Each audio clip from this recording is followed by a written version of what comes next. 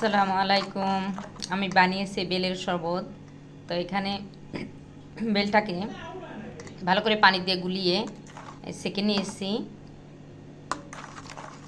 সেঁকে নিতে হবে, সেঁকে নিলে মিশ্রণটা ভালো হয়। তো সেঁকে নিয়ে এখন এর মধ্যে মিশিয়েছি চিনি, বিট লবণ। এখন দিব ঠান্ডা পানি। ঠান্ডা পানি মিশিয়ে পাতলা করে শরবতটা বানিয়ে নিব। আর চিনিটা যতক্ষণ না পর্যন্ত গলে যায় ততক্ষণ নাড়তে থাকবো। এভাবে বেলের শরবত বানিয়ে খেলে রোজা রমজানের সময়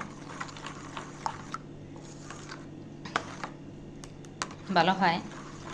তো আমরা ইফতারের পরে এভাবে বেলের শরবত বানিয়ে খাই। আমার মতো কে কে আছেন কমেন্টস করে জানাবেন। সবাই ভালো থাকবেন, আমাদের জন্য দোয়া করবেন। আল্লাহ হাফিজ।